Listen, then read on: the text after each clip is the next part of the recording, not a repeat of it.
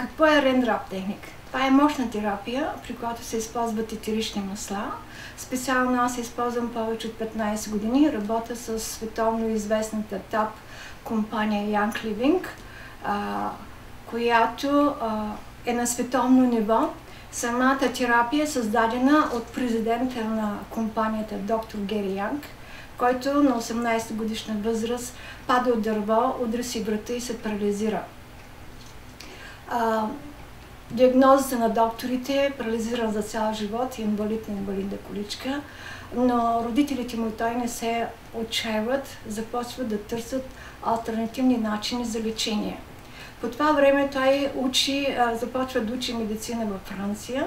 Там той вижда как европейците масово използват билките и етеричните масла в медицината. Дори в болниците са директно инжектирали във вените чисти етерични масла за лекуване на много тежки проблеми, като цирози, туберкулози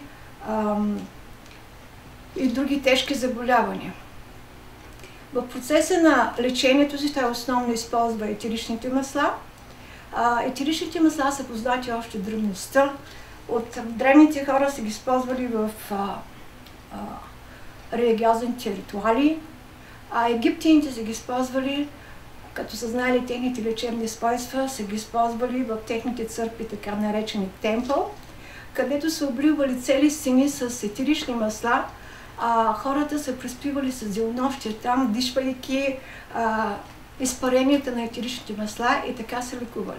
В моята 16-годишна практика с етеричните масла на Young Living аз използвам 7 вида етерични масла, които са много powerful, много силни, антибактериални, антивирусни, антипаразитни, антифангус и много други високи качества, като за тази цел се използват за лечение на инфекциозни заболявания, като инфекции на белодробни заболявания, инфекции на дихателните пътища, синузити, инфекции на кожата, като екземи и други тежки заболявания. Използва се за дезинфекциране, лечение на коремно-чревния тракт от паразити с качествата си като антиспазмотик или успокояващи мускулите се използва по скелета за релаксиране на мускулите и оттам възстановяване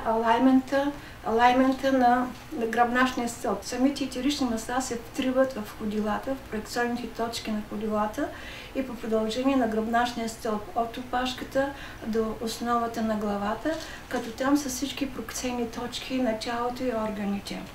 Самите масла са много лесно веднага попиват в тъканта, тръгват по кръвотечението, по лимфата, по нервите и така пътувайки продължение по тялото стига до органите.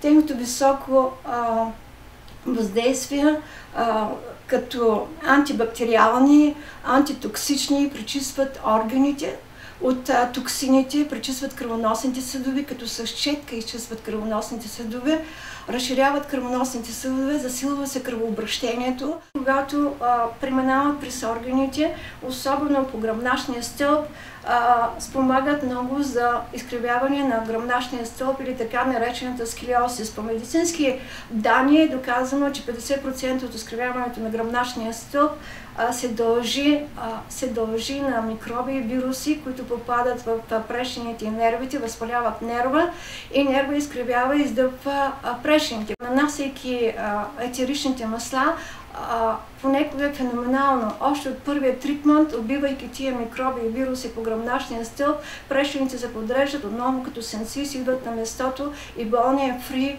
свободен от болки.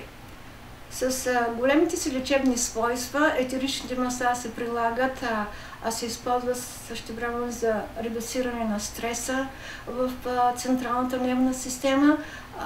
Етеричните масла спомагат за стимулиране на лимбичния орган в мозъка, който отговаря за стимулиране на на хормоните в съответните жлези. Оттам съответно хора с недостиг на хормони имат голям ефект при тази терапия. Спомагат за стресове, удължава се 1-2 часа нормалния сън, спомагат за концентрацията на мозъка. В други случаи, при които използваме етеричните масла, това е за дезинфекция на въздуха. Когато има някой болен в семейството, спокойно се слага етерично масло, да речем, на бейзъл или пепермин, което е високо антибактериално, антивирусно и унищожава бактериите във въздуха, и въздуха е издишан от болния, вече вирусите са унищожени и околните не могат да се заразят. В рубриката Здраве на BG7 TV аз ще продължа да разяснявам високите лечебни свойства на етеричните масла, като вече се фокусирам върху конкретни здравословни проблеми.